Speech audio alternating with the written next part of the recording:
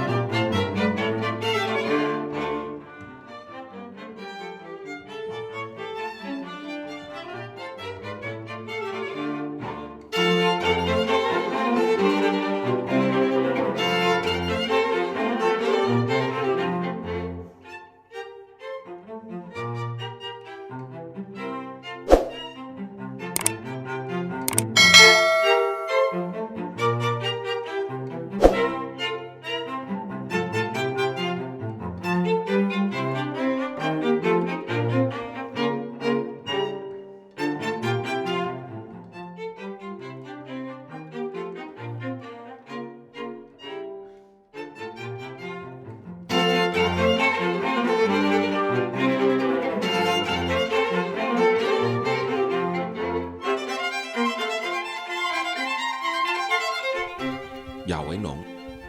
在法国普罗旺斯地区，它是南法。法国南部的普罗旺斯省，每一年的6月到8月份，有盛开的薰衣草田园，吸引了无数的游客来到亚维农观赏大片的紫色花田。亚维农是一个历史悠久的城市，这类古城依然保存得完好，城里面保留的是3世纪所建造下来的城墙，法国少数保留完整的城墙其中一个所在。我们会常常听到普罗旺斯，其实普罗旺斯省份呢，每一当的6月中旬开始，一直到8月初，这个时阵呢，这所有的薰衣草花园呢，会总开起来，就当法国南边的普罗旺斯地区每一当差不多前半冬左右吧，这规个所在呢，都拢足侪游客来这订满这是其中一个受欢迎的所在。南法普罗旺斯地区，我们现在来到的这个地方是教皇宫，而教皇宫在普罗旺斯地区呢，又是一个赫赫有名的地方，这跟它的历史有相当大的关系法国的普罗旺斯地区，阿尔卑斯山、南涉海岸大区，哇，这整个一路的从卡卡颂城堡一路过来属于南法地区融合左岸的一座城市亚维农。亚维农建在罗马时期，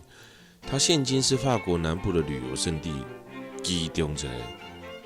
这里的历史就很重要咯。1309年到1377年之间，天主教教廷从罗马迁移出来之后呢，出现了2地的教宗。这段期间呢，也被后世称为亚维农教廷时代。前后一共有7位教宗在亚维农生活。亚维农区域原是乔万纳一世的属地，在1348年之后呢，授予了教廷。教廷对于亚维农的统治呢，一直持续到1791年的法国大革命的时候。之后呢，亚维农呢就变成法国一个所在所以这是很重要的一个所在。在1309年到1377年之间，天主教的教廷从罗马迁移到这边，代表的是什么？当时神圣罗马帝国统领了欧洲的罗马，它就像现在的梵蒂冈好了，等于是把它搬到了现在这一个区块亚维农所以东协罗马教廷搬到这边来，总共有7位的教宗就在亚维农生活。那你就知道了，当时的法国普罗旺斯地区的亚维农教皇宫等于是欧洲的天主教中心哦，当时就不算在罗马了。这样子你就可以知道普罗旺斯地区的亚维农，它当时在欧洲有多大的宗教地位，因为有7位教宗在亚维农生活，所以呢，亚维农原本呢并不是属于法国的，而是乔万纳一世的属地哦，是在13世纪1348年授给的教廷，对，当时的罗马教皇就对了哈。教廷对亚维农的统治呢，一直到了17世纪，在这当中，其实这整个区块都不属于法国的区域。所以这也是法国少见的保留了城墙的城市，城墙内有教宗修筑的教皇宫，就是我们现在所看到的，还有著名的古迹亚维农圣母大教堂、圣贝内泽桥。所以这个所在，伊所留落来是罗马式的建筑。1995年了后，亚维农历史的名就被列为世界文化遗产哦。所以这也是亚维农它非常占有特色的地方。在法国，你最常看到的就是像这种旋转木马，而旋转木马呢，也是我个人最喜欢的一种，哇，算是一种在法国有独特感受的，可以唤起你童年记忆的地方啊。那现在呢，我们从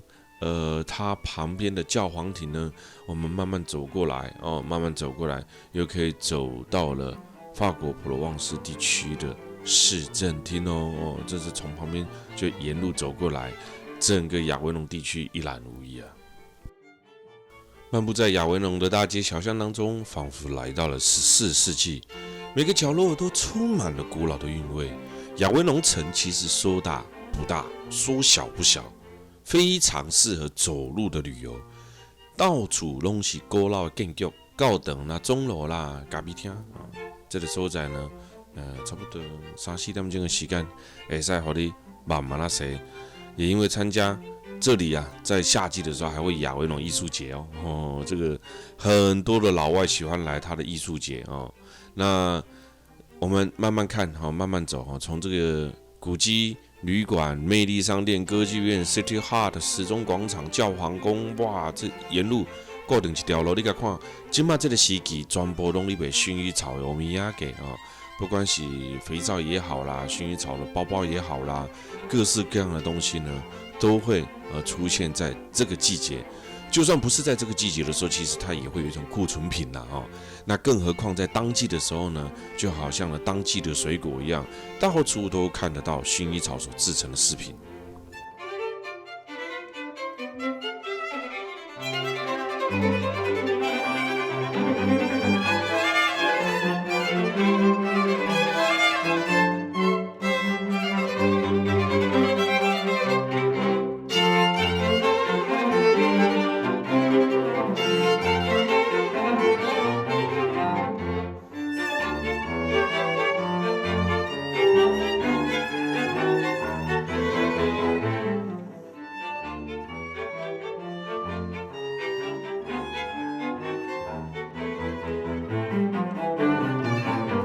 有没有？你看呢？从进入普罗旺斯地区呢，大部分很多的地方呢，就像樱花跟枫叶一样一处一处慢慢的在开启了这个薰衣草有没有有的很明显，有的不明显，有的很大片，有的不大片这里旗杆呢到处都是，但是这里旗杆来普罗旺斯地区算是比较热的在6月份左右算比较热很多人说受不了话总不能这么说太热受不了，太冷受不了所以只选择春夏两季春秋两季应该是这么说在地中海，它的气候也气候是地中海的气候，这个气候较大热的气候呢，伊袂像台湾的湿热遐港口，潮湿的地方、湿冷的地方、湿热的地方，很让人家难受，就像台湾的天气一样但是在干燥的地方呢，它整个是完全颠倒过来的它干燥，它不会让你全身凉踢踢，你老会寒，真正就是寒袂好，你感觉做凉的，这是气候的因素导致成的。所以这不知道大家了解不像我们在台湾异位性皮肤炎就很多人会得到还有气管不好，这是因为台湾的空气的问题跟台湾潮湿气候的问题但是当你来到了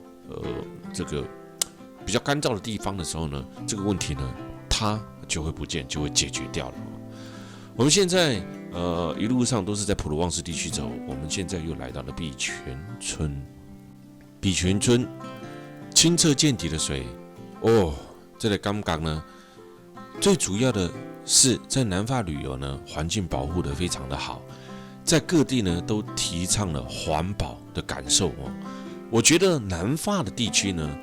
有的人该看中国大陆的大山大水，这个时候你来到南法的时候呢，你感受不到了大山大水，但是感受到的是人民的气质、人民的素养、空气环境的品质、环保概念的畅行，还有山居岁月、慢活生活的感觉，这是你来到南法的感觉。在这个地方呢，充满了这种感觉，截然不同的跟其他你所看到的大山大水的地方。这里的水质呢，跟吕贝龙山区最普遍的地质景观一样，都是典型的石灰岩地质，让雨水渗透了进去，而涌出的水面就产生了所谓的河流而且在这种地方呢，可以发现呢，碧泉村包括在南法很多的老外，他们很喜欢新品很喜欢那种小小的东西小纪念商品所以在沿路上你都可以看得到非常非常多的这种卖小饰品的小村庄卖小饰品的小商店充斥在整个南法的这个旅游过程生活当中那这也就是我们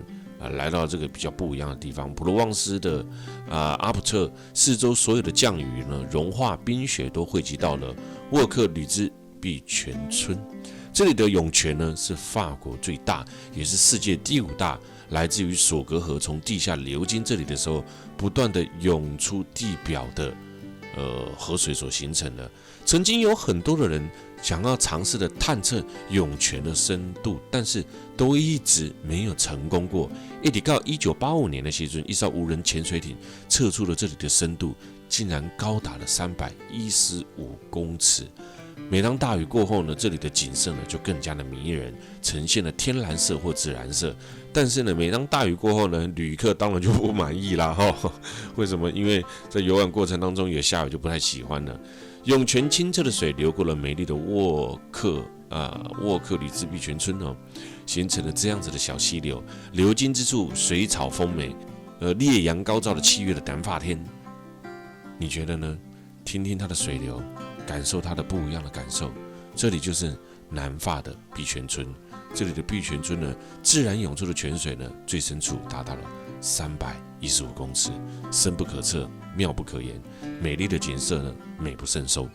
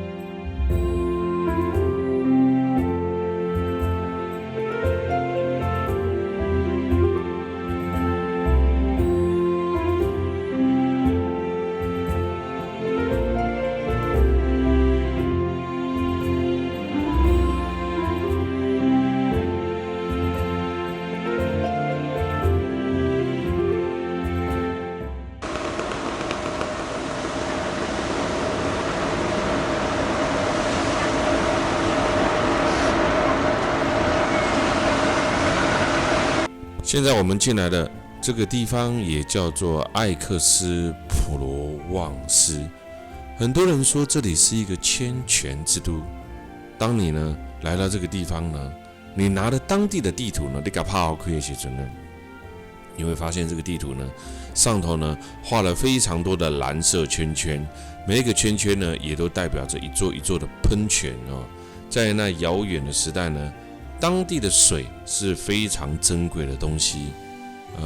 所以呢，不像现在的法国哦，只要一打开水龙头呢，就有干净的水可以饮用。在古老的时候呢，水源呢对他们来讲是非常珍贵的东西。旧的时候呢，人们为了水源，大费周章的挖井凿这个水道啊，常常因为一个引水工程呢。便动用上千上万的人力呢，在漫长的建设工程当中呢开始。而艾克斯普罗旺斯中的艾克斯呢，拉丁文的艾克斯呢，意思就是水的意思哈。西元前122年，罗马帝国的执政官在这边呢发现了温泉，并将自己的名字呢冠上了泉水。这个名称呢就叫做塞克斯都泉。那个时阵，所有蓄水池呢都被新建了起来。无论是你被饮用的还是灌溉啦，这个相信呢，就是因为这个水而充满了生命力。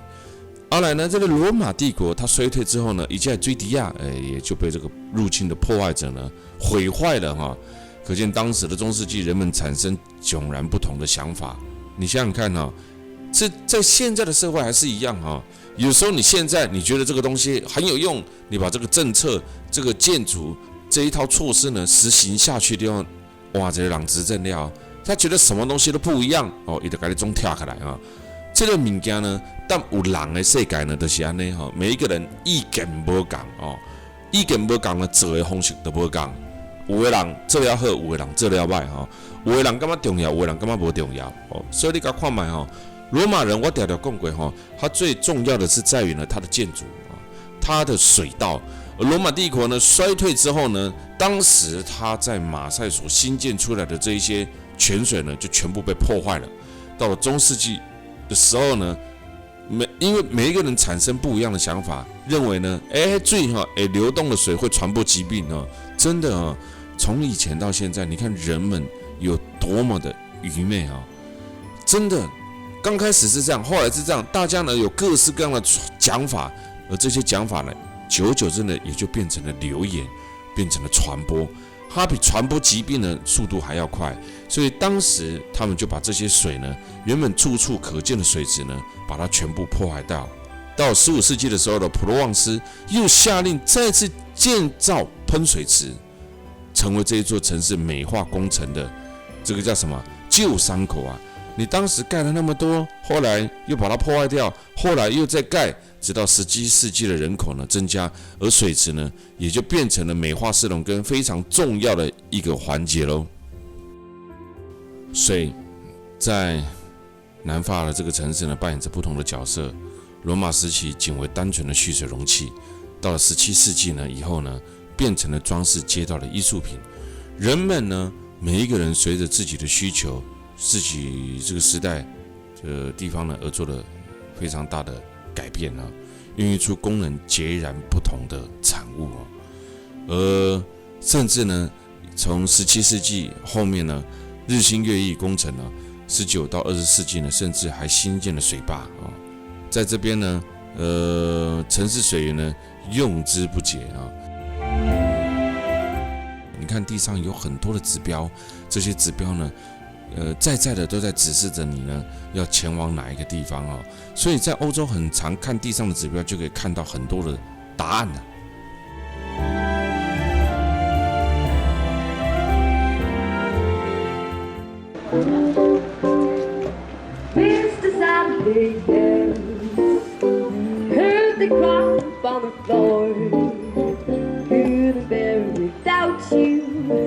I don't get around much anymore. Thought I visited the club, got a small around the door. They have asked me about you. I don't get around much anymore. Oh, darling, I guess my mind more than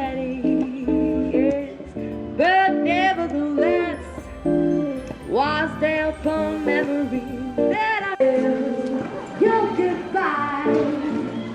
Leave me with eyes that cry. How can I go on?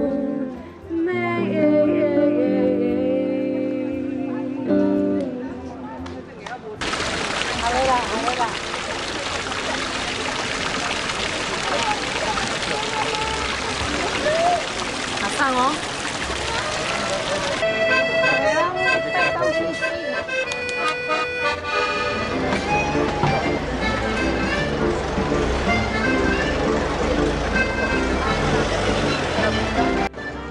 1792。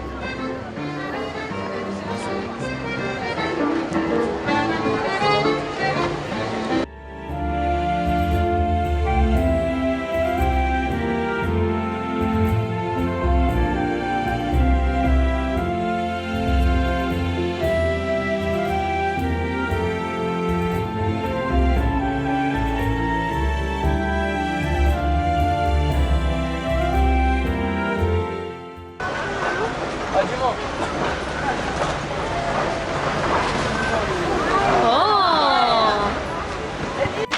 要在这干壁看哦。 ，again， 哎，个变鬼。 otra vez， 可以拍谁哦？你在煮谁？ OK， 来，我们现在呢有一段是我不太需要讲解的，为什么？因为又进来了美丽的我的心已留在普罗旺斯的最主要的这一趟的旅程，就是来6月到8月初之间，我们要来看到的最美的普罗旺斯的薰衣草。现在我们又进入到了普罗旺斯的另外一个区块，艾克斯普罗旺斯这个地方来看薰衣草。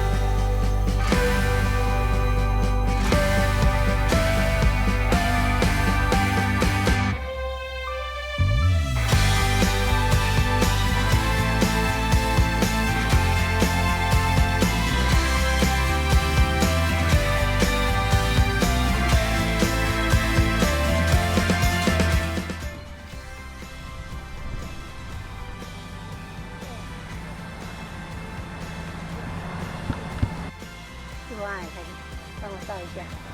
哦，很漂亮，香哦。下次一定要来哦。是呀。薰衣草，薰衣草的季节来到了普罗旺斯。每年这个时候，你都可以看得到在南法乡间各式各样缤纷色彩的花花草草，令人夺目。在薰衣草的花园，在向日葵的花园，在当时在南法绝对是一个最大的卖点哦。在南法的旅游季节呢，有2个时间点，一个是冬天，一个就是夏天啊。为什么说这么极端呢？因为这个地方呢不下雪，所以呢你当天来到南法的时候呢，平均的气温呢20度左右，非常的棒哦。尤其是地中海型的干燥气候。那你在热天来的时候，虽然一加热，但是呢，因为它是热。地中海型的热不会湿黏，而这个时候呢，刚好你就可以看得到薰衣草花海，而这个时候呢，这里也会有举办的薰衣草节啊。但是呢，你知道啊，如果要在薰衣草节呢来到这边呢，哇，那压力更大了哦。1年1度的亚维农艺术节也就在这个时间点啊，这就是重点了，这个就是重点了啊。所以每年到这个时间点呢，你就会看得到薰衣草满室盛开啊。尤其是它1年当中南法最贵的时间点，也就在这个时间点， 7月份、6月份，那个除了饭店贵的不得了之外呢，那饭店甚至早在3、4个月前呢，就已经完全的 K 末拢顶料啊做拍点呢，在那个时候的饭店涨了1倍，机票贵了1倍，所有的东西都变贵了，这就是那个时间点来到的比较头痛的地方了，太贵了，但是也真的是美啊。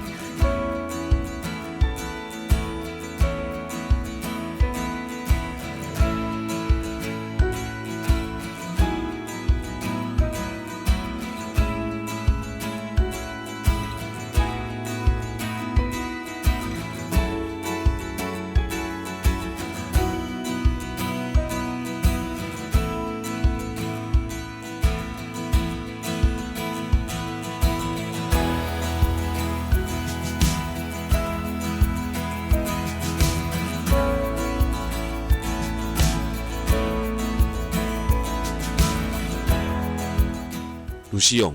这个小镇呢，出产一种可以做染料的红色土壤，所以呢，在鲁西永这整座的村庄也就由这种红土来建成。整个村庄呢就呈现火一样的红色，法国人也把它叫做红村。红色的小镇呢，来看看吧，在鲁西永进来这里面呢，会看到土壤的颜色呢，慢慢的都变成了红色，然后我们开始也一路上兴奋的大叫着红色红色红色变成了紫色，有没有？这些都是红色，为什么？因为来到鲁西永，我们将开始看到了美丽的薰衣草，整个小镇全部都是红色的建筑哦。传说当中，领主年轻美丽的妻子呢，爱上了一个诗人，心胸狭窄的领主为了报复，残忍的将诗人杀害了。深爱诗人的妻子呢，不愿在失去了爱人之后呢，独自生活，所以呢，纵身跳下了悬崖，殉情而死，鲜血就染红了鲁西永。从此，这片土地呢，就出现了深深的红色。在这个染着血的浪漫土地，变成了卢贝尔龙山区最独特的风景哦。鲁西永就在这样子浪漫的环境之下呢，古时候法国人把这里称作为鲁西永，在拉丁文当中的意思是红色的山，它诠释了鲁西永独特的地形地貌。这里的房子呢，也因为这样子而就地取材，所有的厝外口面拢是红色的，是安怎？因为这个土都是红色的，这是些地形的关系。因为在南法很多的小镇呢，因为土质的关系，还有居住的关系，都是像这样子黄色的小镇，出现了红色的就很特别了。其实呢，红土城其实是彩色的，穿梭在村子里面的狭小巷道里面，你可以看得到两旁紧紧挨着的小房子呢，都有着不一样的美丽色彩，鲜艳的黄色、鲜艳的橘色、淡蓝、浅绿都有啊。这样子多样的色彩穿梭在这些小镇当中呢，就充满了普罗旺斯山居岁月的感觉。18世纪末，这里村镇的居民呢，无意发现鲁西永垂手可得的红黄土经过加工后，可变成饱和度极高的颜料。于是呢，就在这个全法国产量最大的，在红色石头产量最大的地区呢，这种天然的颜料开始被大量的生产，一举成为世界上知名的优质颜料，供不应求。这种盛况持续了1个多世纪，直到20世纪的时候，才逐渐的被其他的工业原料而取代。不然，鲁西永之前其实是世界上最著名的颜料发展地，其中一个哦。在厝这里的外墙，大部分都被房屋的主人漆成自己想要的颜色，所以呢，梵谷跟其他的诗人特别喜爱这个地方出产的颜料。